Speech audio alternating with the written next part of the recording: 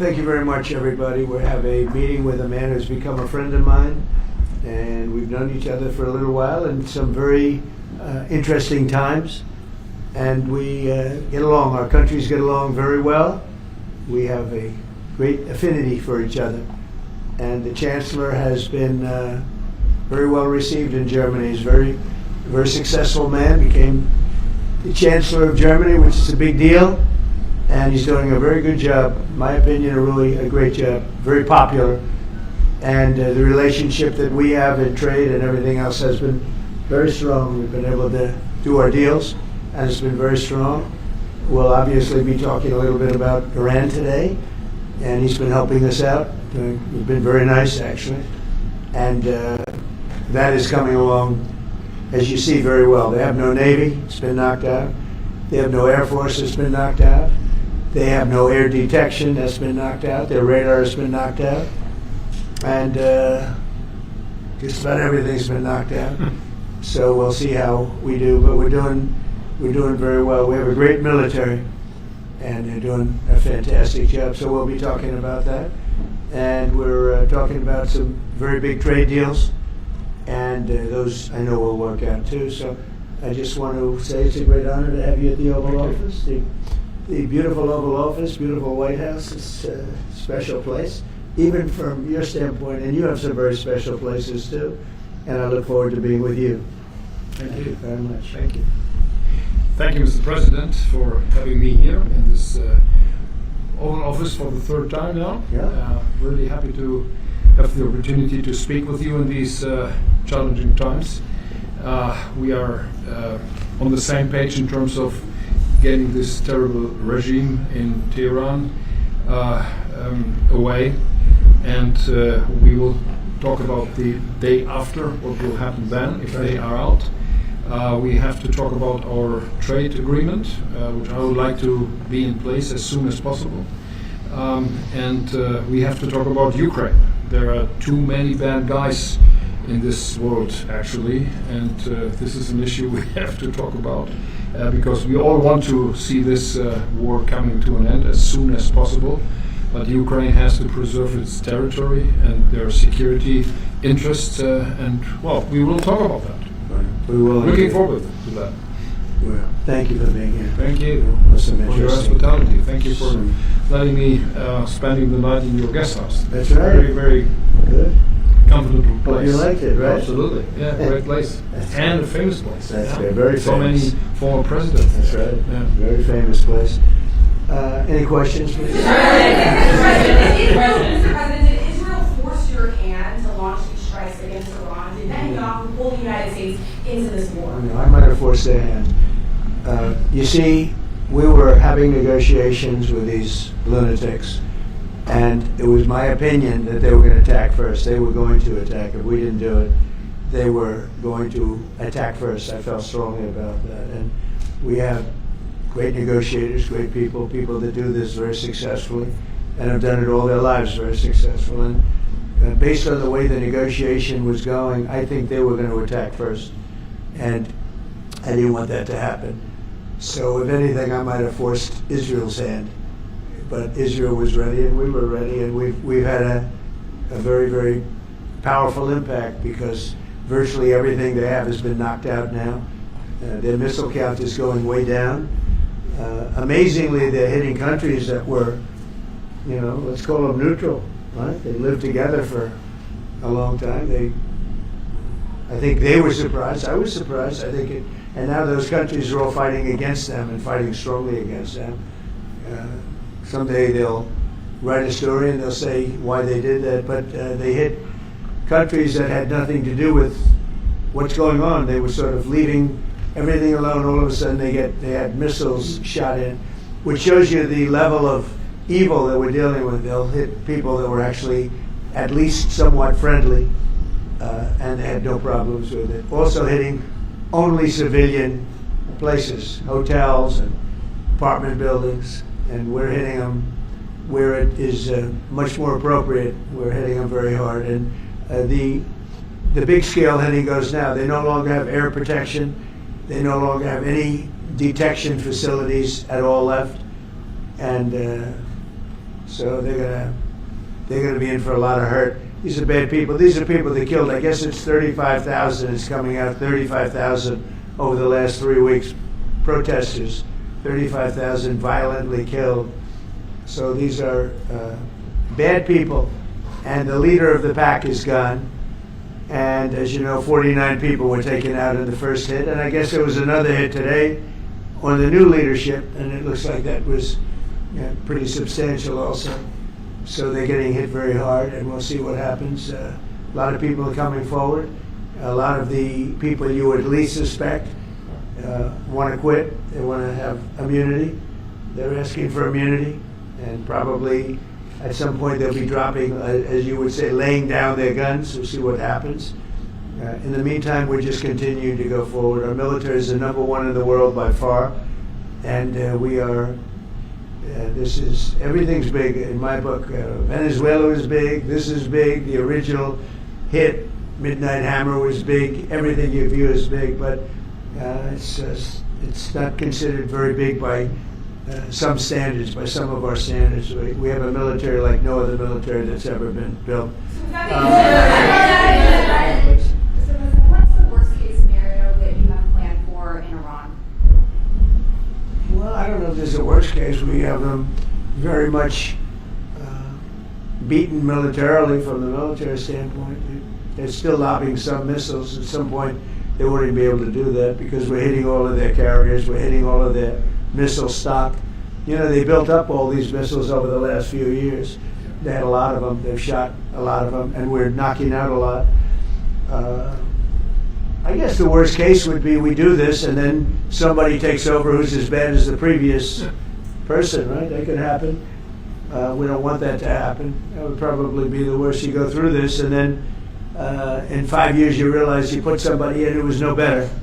So we'd like to see somebody in there that's going to bring it back for the people. And we'll see what happens with the people. You know, they have their chance. And we've said, don't do it yet. If you're going to go out and protest, don't do it yet. It's very dangerous out there. A lot of bombs are being dropped. But I would say that would be about the worst. Do you have someone in mind right now? Because you said all the people you did have in mind have been taken out. What do you think? Well, most of the people we had in mind are dead. So, you know, we had some in mind from that group that is dead. And now we have another group. They may be dead also, based on reports. So I guess you'll have a third wave coming in. Pretty soon we're not going to know anybody.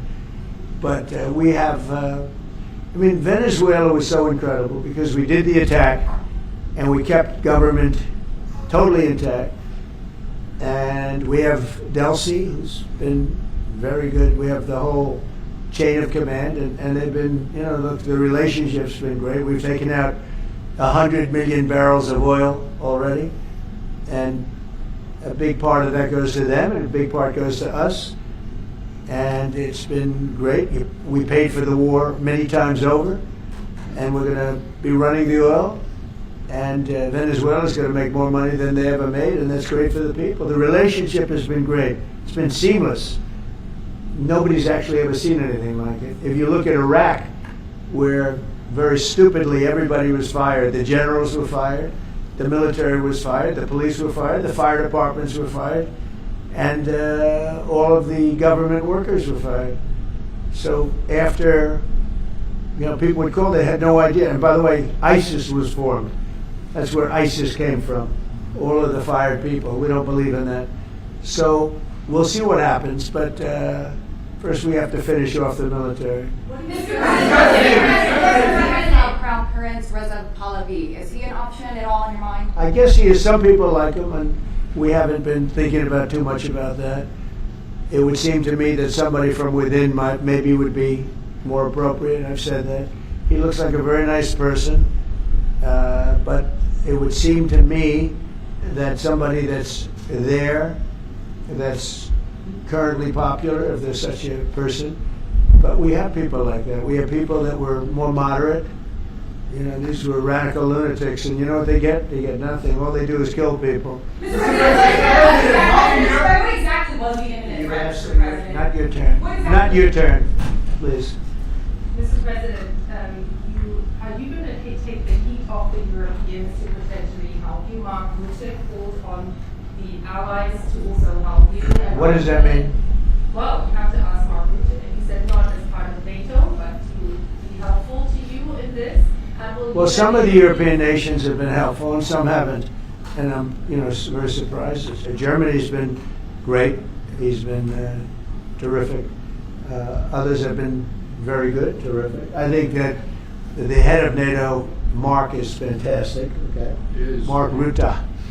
I think he's fantastic. But some of the European, like Spain, has been terrible. In fact, I told Scott to cut off all dealings with Spain. Spain, first of all, it started when every European nation, at my request, paid 5%, which they should be doing. And everybody was enthusiastic about it, Germany, everybody. And Spain didn't do it. And now Spain actually said that we can't use their bases. And that's all right, we could use their base if we want. We could just fly in and use it. Nobody's going to tell us not to use it. But we don't have to. But they were unfriendly. And so I told him, we don't want to, Spain has absolutely nothing that we need other than great people. They have great people, but they don't have great leadership. And as you know, they were the only country that in NATO would not agree to go up to 5%. I don't think they would have agreed to go up to anything. They wanted to keep it at 2%, and they don't pay the 2%. So we're going to cut off all trade with Spain. We don't want anything to do with Spain. What is the expectation you want to... And I'm not, by the way, I'm not happy with the UK either.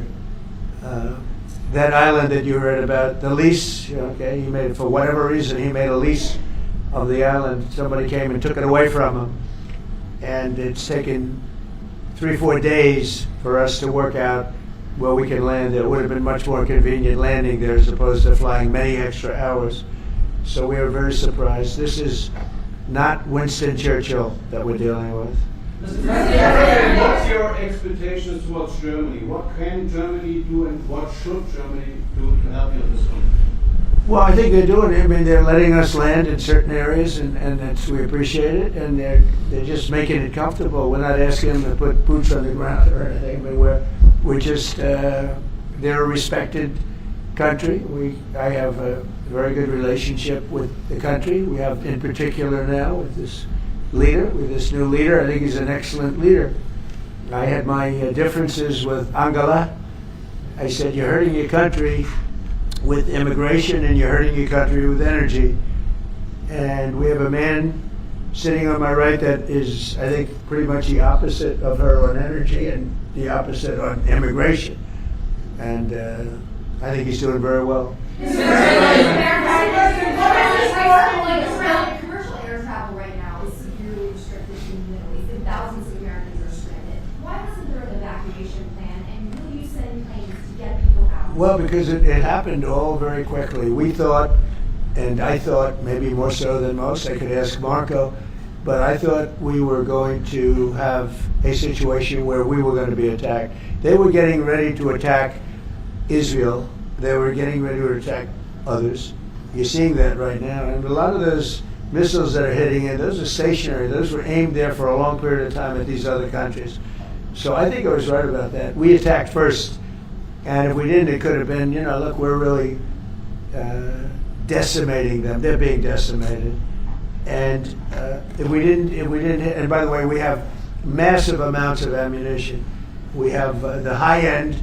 A lot of it was given away stupidly by Biden, very stupidly, for free. And I'm all for Ukraine, but they gave away a lot.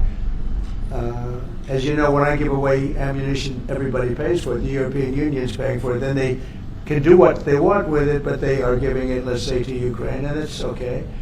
But we gave away a lot of high end, but we have plenty. But we have unlimited middle and upper ammunition, which is really what we're using in this war. And we have really an unlimited supply. We also have a lot of the very high end stored in different countries throughout the world. We're literally storing it there, which is actually something that I insisted on in my first term. I rebuilt the military in my first term. The military is great. Unbelievable amount of ammunition, or munitions, as they say. We've given away to The Wall Street Journal incorrectly covered the story when they said that it was given away to the Middle East. Not to the Middle East, it was given away to Ukraine. Very little was given to the Middle East. The Middle East would buy a lot, and some of the nations, because they're rich, they have a lot, but it was given away to Ukraine. And it just should have been done. Look, it's a war that should have never happened. If I were president, that war would have never happened. But we have a tremendous amount of munitions, ammunition, at the upper level, middle and upper level, all of which is really powerful stuff. Mr. President, a question to both of you. How worried are you that the rising prices for gas and oil are damaging the American economy and also with the transfer? Yeah, sure. This is of course damaging our economies. This is true for the oil prices, and this is true for the gas prices as well. So that's the reason why we all hope that this war will come to an end as soon as possible, and we are hoping that the Israeli and the American army are doing the right things to bring this to an end and to have really a new government in place who is coming back to peace and freedom. Yeah. Something had to be done. And it's been 47 years. They've been killing people all over the world for a long time. They were the kings and fathers of the roadside bomb. Soleimani, we killed him last term. If we didn't, I think it might be a different story today. They would have been much stronger and smarter than they are. But they did the roadside bombs. 95% of the people lost their legs, arms, had their face wiped out, just wiped out. I've seen some young people that it's so sad to watch. And that was almost all, 95% comes from Iran and with Soleimani. Soleimani loved his favorite weapon. He loved the roadside bomb. And when you see people walking around with no legs and no arms and a face that's been blown to hell, these people, what they have to go and the way they have to live, this is Iran. When you look at the barracks, the famous barracks, when you look at the hostages, when you look at a lot of hostages, when you look at all of the problems, they were really a purveyor of terror all over the world for many, many years. And it's something that had to be done, and I believe that if we didn't, because I see where Congress, if I didn't do this, guys like Schumer, who are losers, the Democrats, they're losers, that's why they're not here. Guys like Schumer would say, well, you should have done this. In other words, if I did it, it's no good. If I didn't do it, they would have said the opposite, that you should have done this. But most people feel, I'll tell you what, I have never had more compliments on something they did. People felt it's something that had to be done. So if we have a little high oil prices for a little while, but as soon as this ends, those prices are going to drop, I believe, lower than even before. Go ahead, please. Mr. President, Yes. how do you want to solve the conflict on terrorists between the EU and the US in this way? Between who? The conflict on terrorists between the EU and the US. How do you want to solve And U.S. and who? EU, European Union. How do you want to solve Well, it? we won on tariffs, actually. Somebody said you actually won the case. We won on tariffs. We had a decision that was wrong. It was a very bad decision from certain standpoints. From other standpoints, a very powerful decision because it reaffirmed all the fact that we have all these various forms of tariffs that we felt right, but it totally reaffirmed it. It said you can use all of these tariffs. So we have all these vast menus of tariffs. And tariffs have made our country very rich. We have to charge tariffs to nations who play with their money. They move their money up and down like a yo-yo. We have to take care of nations that have been good to us and fair to us, and we're going to take care of them. Other nations, they haven't, and we haven't let them take advantage of us. But the whole thing with tariffs is we had a decision that, as an example, we have a license situation, and the license is something that allows us to immediately stop all business with nobody even knew we had this power, but we do now because of the decision. We have the right to stop all business having to do with a certain country. If a certain country is not treating us well, the president, without going to Congress, has the right to stop. Sort of interesting. I have the right to stop, but under that one law, I didn't have the right to charge them. So I have the right to license them, but I don't have the right to charge, which is frankly ridiculous. But the right was given to us by the Supreme Court.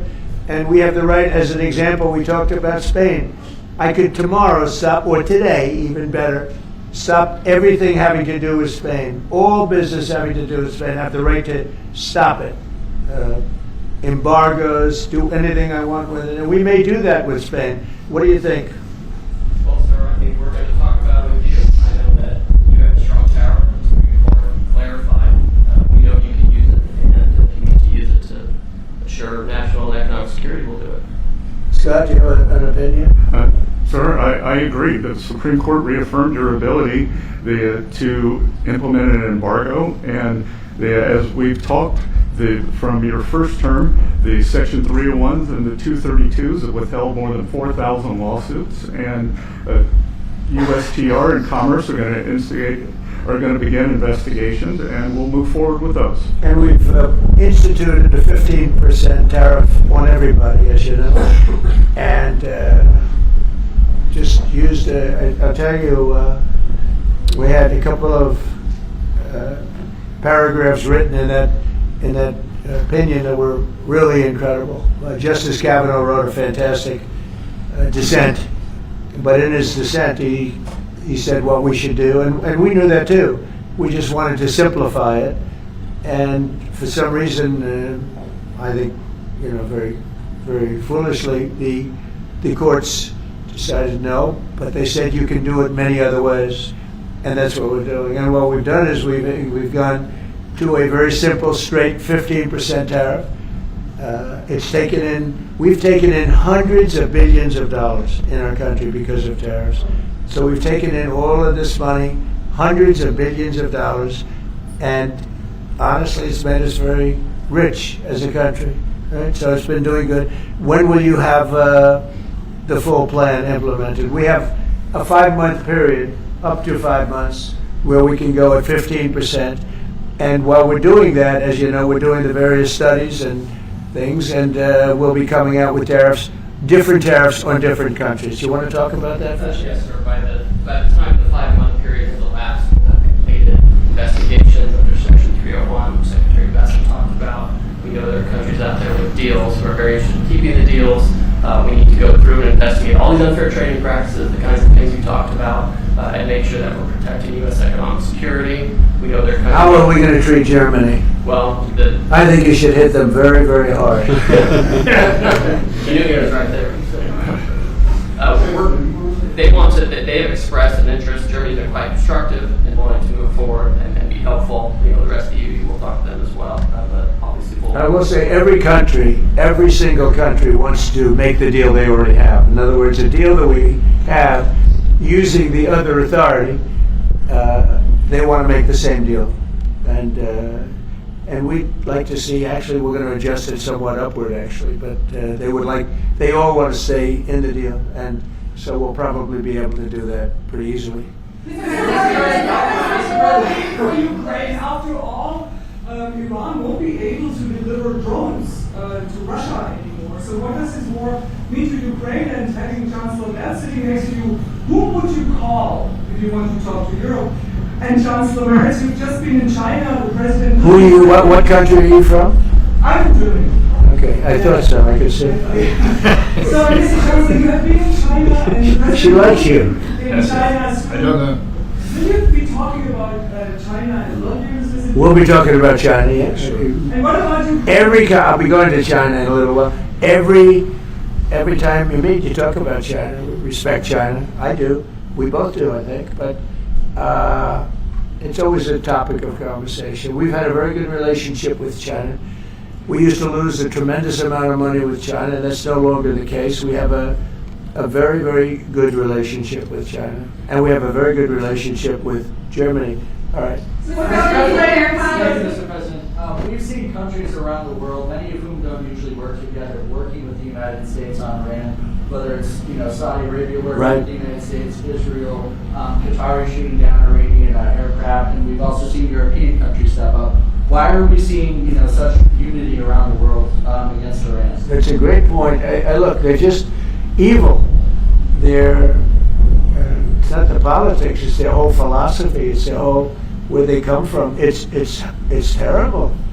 Where they killed 35,000, I thought it was 32. Now it turns out it's much more than 35,000 people, and in some cases using machine guns with people that have no weapon. They have no weapon, and they're being machine gunned. They're being sniped from buildings. They're hitting the people with snipers right through the eyes.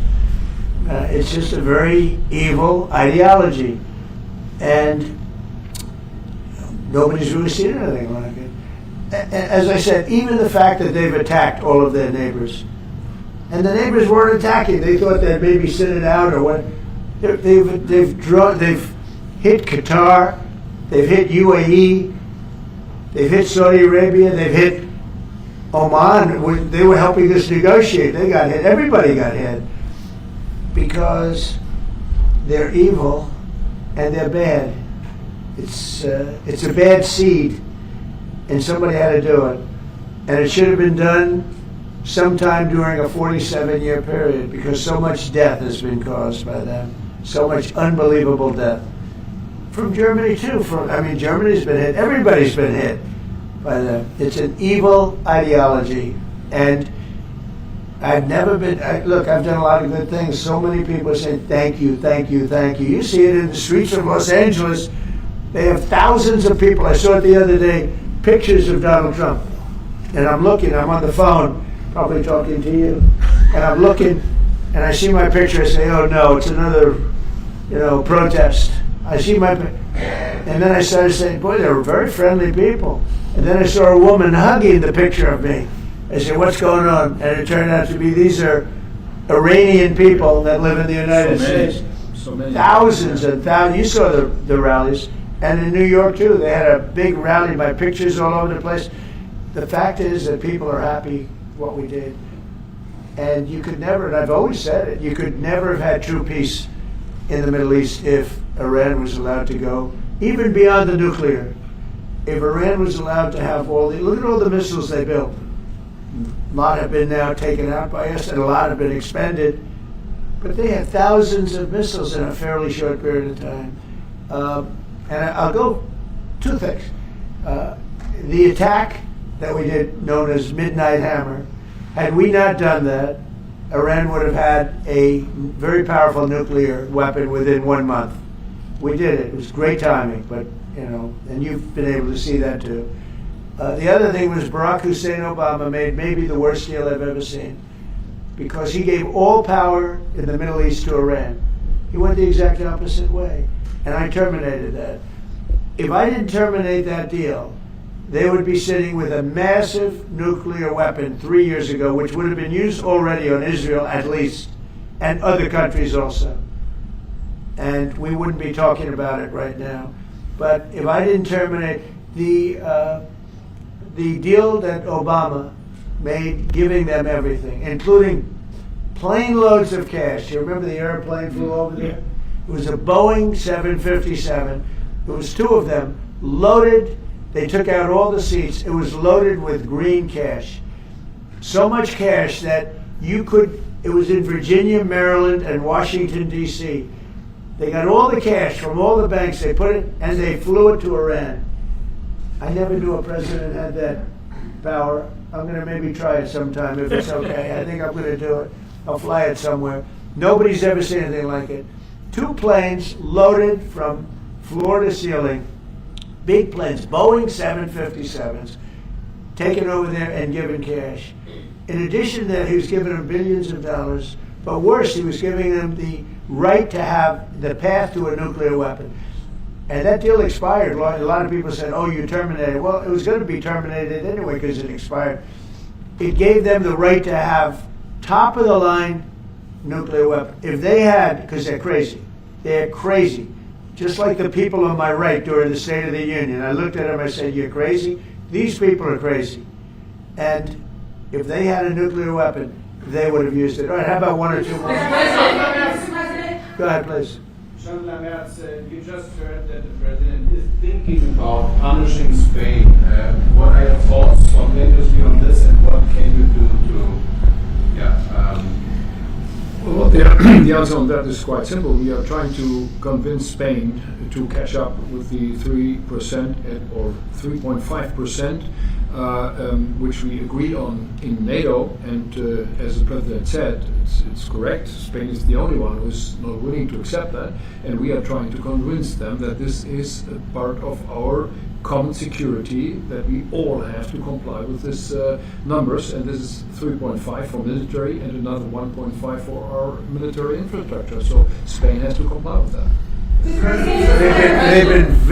Spain has been very, very uncooperative, and so has UK.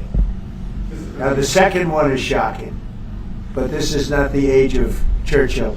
I will say the UK has been very, very uncooperative with that stupid island that they have, that they gave away and took a 100-year lease, having to do with perhaps indigenous people claiming the island that never even saw the island before.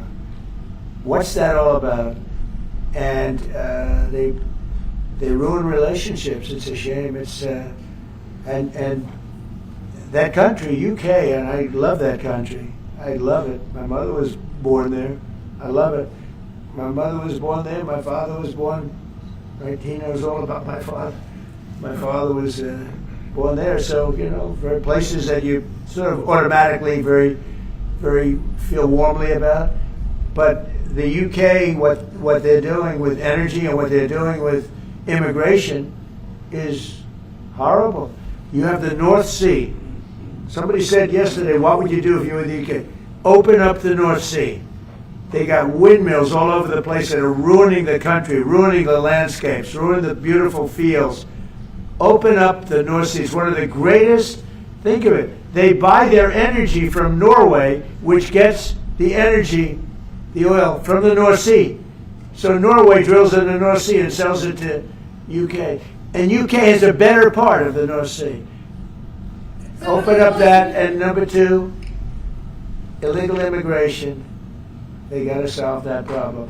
And I must say, that's not only UK, that's other parts of the European Union that have the same problem. Immigration and energy. The energy is through the roof, the highest in the world.